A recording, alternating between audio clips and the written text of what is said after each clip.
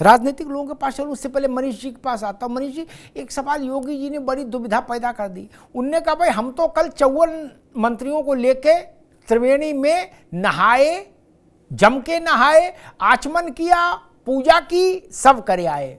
केजरीवाल जी को चुनौती है, वो यही गंगा अरे यमुना में करके दिखाएं अपने मंत्रिमंडल के सहयोगियों के साथ, जाएं नहाएं और आचमन करें। ये तो मामला बड़ा मुश्किल हो जाएगा।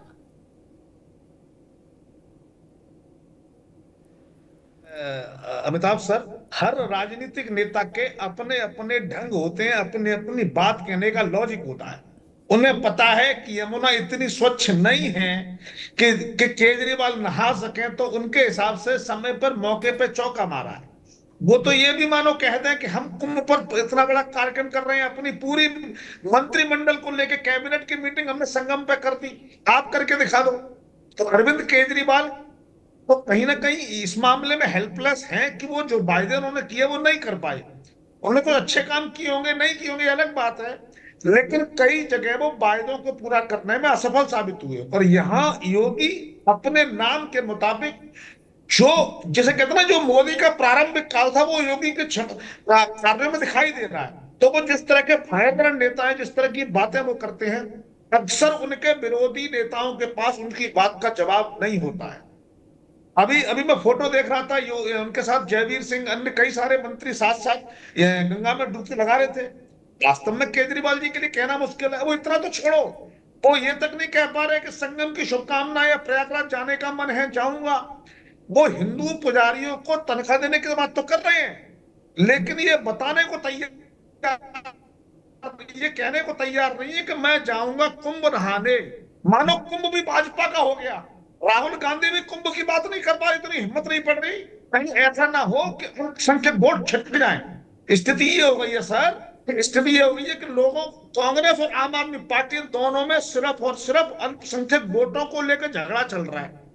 ये चिंता ही नहीं है कि बहुसंख्यक वोटों का भी कुछ होना है। जी केवल भाजपा ठीक, का कॉपीराइट ट्रेडमार्क नहीं है। जी ठीक मनीष भाई। तकी साहब, 4 बातें प्रमुख रूप से योगी आदित्यनाथ ने कही। एक तो ये कि यमुना में डुबकी लगाएं मंत्रियों के साथ और आचमन करें। दूसरी बात उन्होंने कही कि दिल्ली के दंगों में आम आदमी पार्टी की भागीदारी थी, उसके एमएलएस की, उसके पार्षदों की। तीसरी बात उन्होंने कही कि बांग्लादेशी घुसपैठी और रोहिंग्यों को आम आदमी पार्टी ने बसाया और अपने घर में मशीन लगा के आधार कार्ड बना बना के उनको दिए छाप छाप के। ये 3 बड़ी चीजें जो उन्होंने, और एक बात उन्होंने कही कि हमने जिस ढंग से उत्तर प्रदेश में मंदिरों का जीर्णोद्धार किया, पुनरुद्धार किया, सुंदरीकरण किया, केजरीवाल दिल्ली में एक भी काम ऐसा नहीं कर पाए जिसमें किसी बड़े हिंदू मंदिर को का सुंदरीकरण किया गया हो, उसका कॉरिडोर टाइप कुछ वैभव बढ़ाया गया हो, ऐसा कोई काम नहीं कर पाए। ताकि साहब, बहुत बहुत शुक्रिया अमिताभ जी, आपने बहुत दिनों बाद मुझे याद किया। एक कबीरदास जी के दोहे से मैं शुरुआत करना चाहता हूँ। मलमल धोए शरीर को, धोए न मन का महल, नहाए गंगा घूमती रहे बैल के बैल। जी आप कह रहे हैं कि यमुना साफ नहीं है। अगर यमुना साफ नहीं है तो इसमें सबसे बड़ी जिम्मेदारी किसी की है? तो केंद्र सरकार की है। मैं चैलेंज करना चाहता हूँ बीजेपी को, योगी जी को, मुझे बताएं पिछले 10 सालों में केंद्र सरकार ने कितनी बार बैठक की है राज्यों के साथ जहां से यमुना गुजरती है और यमुना को साफ करने की बात कही। गंगा को भूल गए, गंगा साफ नहीं। दूसरी बात यह है कि आपने कहा विद्यालय की बात नहीं की, आपने कहा मंदिर की बात की। शिक्षा के विद्यालय जो है सब वो मंदिरों को मंदिर की तरह होते हैं। उनको हमने कितने क्लासरूम बनाए, 20,000 40,000 स्मार्ट क्लासरूम बनाए, वहां शिक्षा दी। शिक्षा से ही व्यक्ति जो है वो मंदिर में प्रवेश करने लायक होता है। जब शिक्षित ही नहीं होगा, जब वो श्लोकों का उच्चारण ही नहीं समझ पाएगा, उसका मतलब ही नहीं समझ पाएगा, तो क्या करेगा? हमने आम आदमी पार्टी ने इससे पहले परिवारों को तीर्थ यात्रा में भेजा, हमने पोटली लेके ऐसा लेके आए। तकी भाई एक बार 30 सेकंड बस, फिर आनंद आ जाएगा बहस में। ऐसी बात ना करो कि हम तो देखिए शिक्षा को ही मंदिर मानते हैं। ये आदरणीय केजरीवाल जी का ही एक वक्तव्य, उसमें मैंने बहस की थी इसलिए मुझे याद है। उनने कहा था नोट से गांधी हटाओ, गणेश लक्ष्मी की फोटो लगाओ। एक दूसरा, वो द्वारिका गए तो उन्होंने कहा मैं कृष्ण का अवतार हूं। क्या रुद्राक्ष पहन के मेरे ख्याल 2.5-3 किलो रुद्राक्ष और मोर मुकुट, तो अरे रुक जा भाई, मोर मुकुट धारण करके गए थे क्या? 2.5-3 किलो रुद्राक्ष, और आप कह रहे हो हम तो स्कूल को ही मंदिर मानते हैं। ऐसा ना कहो महाराज, वो नोट पे गणेश लक्ष्मी छापना चाहते हैं। देखिए अभी केजरीवाल शिक्षित है, तभी वो इंडोनेशिया के नोटों के बारे में जानते हैं, जहां पे नोटों पे गणेश लक्ष्मी की फोटो छपी हुई है। वो मुस्लिम देश है, वो तरक्की कर रहा है, इसलिए उन्होंने ये बात कही। और दूसरी बात, योगी जी जो है दिल्ली में आए ताकि वो दलाली कर सके कुंभ के मेले दुकानों की। कुंभ में मेलों की दुकानों की दलाली हो रही है, कुंभ में मेले में आग लग गई, वहां 5,000 की दुकान, 10,000 की दुकान 20,000 की बेची जा रही है। तो हो सकता है दिल्ली का मन चाह रहा हो वहां भी दलाली करने आए हो कुंभ के मेलों में दुकानों की।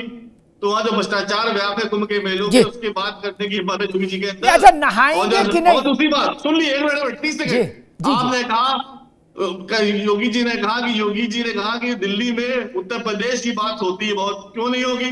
हम दिखाते उत्तर प्रदेश पढ़ते थे जहां लाइट नहीं आती 24 घंटे, उत्तर प्रदेश पढ़ते जहां सबसे ज्यादा महंगी बिजली है, उत्तर प्रदेश में पढ़ते जहां शिक्षा अच्छी नहीं है, उत्तर प्रदेश से बहुत से लोग नवयुवक नौकरी छोड़ने दिल्ली में आते हैं, उत्तर प्रदेश से ज्यादातर मरीज इलाज कराने दिल्ली में आते हैं। तो ऐसा राज्य ना बनो जिसका रेवेन्यू सबसे ज्यादा है लेकिन जनता के लिए कुछ नहीं है। इतने ठीक है सारे तकी प्रोग्राम साहब, कर ठीक है दिए, तकी इवेंट कर साहब दिए, जी, लेकिन जनता को मिला 0। ठीक है तकी साहब, और पिछली बार बिरयानी का ठेला लगाया था योगी जी ने, ठीक है कुछ नहीं तकी मिला। साहब, एक इससे मिनट पहले भी आए थे 2020 में, एक ठेला लगे बिरयानी का, शाहीन बाग में टहल रहे थे। 1 मिनट रुकना होगा। दिल्ली का सारा श्रेय, जो कुछ दिल्ली में अच्छा उसका सारा क्या, एक बड़ा हिस्सा भी श्रेय का आम आदमी पार्टी को नहीं मिल सकता। उसका कारण है, दिल्ली आज से राजधानी नहीं है देश की, दिल्ली मुगलों के समय से राजधानी है भाई। सबका क्रेडिट आपको दे दें, बोले लाल किला, बोले आम आदमी पार्टी, मनीष सिसोदिया ने बनवा। अरे रुक जाओ भाई, दिल्ली में देश भर के, 1 मिनट भाई मेरे, 1 मिनट रुकना होगा, अभी रोक दीजिए क्या बात। दिल्ली में, अभी रोकिए इनको, दिल्ली में देश भर का आदमी आता है, आम आदमी पार्टी कारण नहीं। आम आदमी पार्टी जब नहीं पैदा हुई थी तब भी देश भर का आदमी आता था। यह राष्ट्र की राजधानी है मित्र। आप कोंडली को पूरी दिल्ली समझ रहे हो क्या?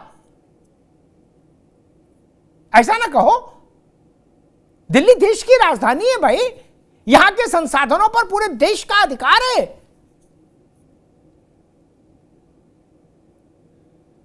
इसीलिए दिल्ली की स्थिति बाकी से भिन्न है। खैर, मुन्ना खान साहब जी, आपकी का मैं एक ट्वीट देख रहा था कांग्रेस का, किसी ने व्हाट्सएप पर भेजा कि भाई केजरीवाल को जब जमानत मिली तो आपने लिखा कि न्याय हुआ, कि आदरणीय केजरीवाल जी छूट गए हैं और मोदी जी की प्रतिशोध की राजनीति को धक्का लगा। और आज ये कल का एक ट्वीट है आपका कांग्रेस पार्टी का कि केजरीवाल सबसे बड़े फ्रॉड हैं भारत की राजनीति के। नहीं, समझ ही नहीं आ रहा कि मसला है। जो केजरीवाल कह रहे आम आदमी बारे, कांग्रेस और भाजपा का पर्दे के पीछे इलू इलू था, अब वो पर्दा हट गया, अब सामने आ गया इलू इलू। समझ ही नहीं आ रहा कौन किधर जा रहा, किससे इलू इलू हो रहा है। मुन्ना खान साहब देखिए, बिल्कुल अमिताभ जी, पहले तो आपको नमस्कार और आपके दर्शकों को और आपके टीम को नमस्कार जी। आपको समझना पड़ेगा, इलू इलू भाजपा कांग्रेस में नहीं था, इलू इलू फर्जीवाल बीजेपी और आरएसएस में था 2013 में।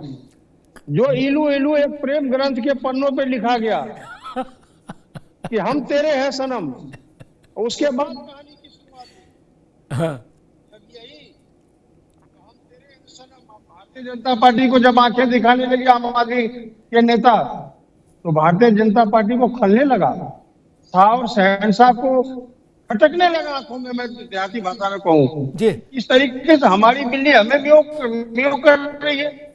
अब इसको नहीं दिखाई दिया, फ्रॉड आदमी जो 48 इंच का शर्ट पहना हो और ऑफिस में हो तो शर्ट, ऑफिस से बाहर हो तो शर्ट बाहर हो, वैगनआर ब्लू गाड़ी लेकर के घूमता हो, आज उसके बाद 34 गाड़ियां लगी हो। ये 10 साल से सरकार कर क्या रही थी? अरे मानिए कांग्रेस पार्टी का भला, जो शराब घोटाले को उजागर करने का काम कांग्रेस पार्टी ने किया, ये दिल्ली हित में था। हमने उजागर करने का काम किया। ये फ्रॉडी लोग, भ्रष्टाचारी लोग हैं, ये लोग आरएसएस के पल्ले बढ़े लोग हैं, ये आरएसएस का छोटा रिचार्ज है। हमने लोगों को कन्वेंस किया है दिल्ली में, 5 तारीख को जब वोट डालेंगे और 8 तारीख को जब रिजल्ट आएगा तो आपको दूध का दूध पानी का पानी होता दिख जाएगा। दूसरी बात जो आपका मेन मुद्दा है कि योगी जी क्या दिल्ली में अपना वर्चस्व बना पाएंगे, तो मैं ये कहना चाहता हूं कि दिल्ली का मिजाज अलग है, उत्तर प्रदेश का मिजाज अलग है। यहाँ कई कल्चर, कई राज्य के लोग रहते हैं, शिक्षित लोग रहते हैं। यहाँ सिर्फ विकास, बेरोजगारी, गंदे पानी, प्रदूषण, ये समस्या है जो कि 10 साल के बाद फर्जीवाल ने पूरा नहीं किया। मुन्ना भाई एक बात कहूं, और जो कांग्रेस सरकार की जो रोड मैप थे उसे भी आगे नहीं किया। एक मिनट मुन्ना भाई, 30 सेकंड मुझे दे दीजिए, फिर आप अपनी बात रखिए, फिर रत्नाकर जी के पास। आपने कहा कि दिल्ली का मिजाज अलग है, दिल्ली ब्ला ब्ला ब्ला है, क्या बेरोजगारी और महंगाई और फलाना और ठिकाना सब पर जनता यहाँ की चिंतन करती है, प्रदूषण पर है। अगर यही मान लें तो पिछले चुनाव में आम आदमी पार्टी कैसे आ गई? सांस तो हर साल रुक रही है, हर साल सांस का संकट हो रहा है। महीना 1.5 महीना का समय ऐसा होता है कि कब सांस की डोर टूटे और कब आदमी मर जाए, होता है ना। तब ड्रामा भी होता है कि ये मीटिंग बुलाई, वो मीटिंग बुलाई, उसने उसको चिट्ठी लिखी, इसने इसको चिट्ठी लिखी, और तब तक चिट्ठी लिखो जब तक हवा खुद चल जाए। फिर भी केजरीवाल जीते ना भैया। तब दिल्ली का मिजाज कहां था? 10 second Amitabh ji, 20 second 20 second दिए। 10 सेकंड। देखिए अमिताभ जी, मान लीजिए मैं आपके स्टूडियो में काम करता हूँ, एडिटिंग का काम कर रहा हूँ, और जो हमसे गलती होगी और मैं आपके पास आ गया हाथ जोड़ के, अमिताभ जी बस एक मौका दे दे, अगर दोबारा गलती हो तो आप मुझे कान पकड़ के बाहर कर देना। वही एक मौका था। अब ये कान पकड़ के बाहर करने वाली बात आ गई। अब दिल्ली की जनता समझ चुकी है कि एक मौका नहीं, ये एक और धोखा होगा, इसलिए 5 तारीख को कान पकड़ो और दिल्ली से बाहर करो। तो फिर बीजेपी आ रही है? कहां आ रही है बीजेपी? नहीं, फिर कौन आ रहा है? इनको अगर कान पकड़ के बाहर कर देंगे तो कौन आएगा? दिल्ली में सिर्फ और सिर्फ कांग्रेस पार्टी की सरकार बनेगी, भारतीय जनता पार्टी की सरकार नहीं बन रही है। क्योंकि आप समझिए, दिल्ली में 2 सरकारें चल रही थी और शिक्षित लोग, अनुभवी लोग, समझदार लोग समझ रहे हैं कि दिल्ली के अंदर 2 सरकारें चल रही थी, एक हमारे फर्जीवाल जी की, दूसरे भारतीय जनता पार्टी की।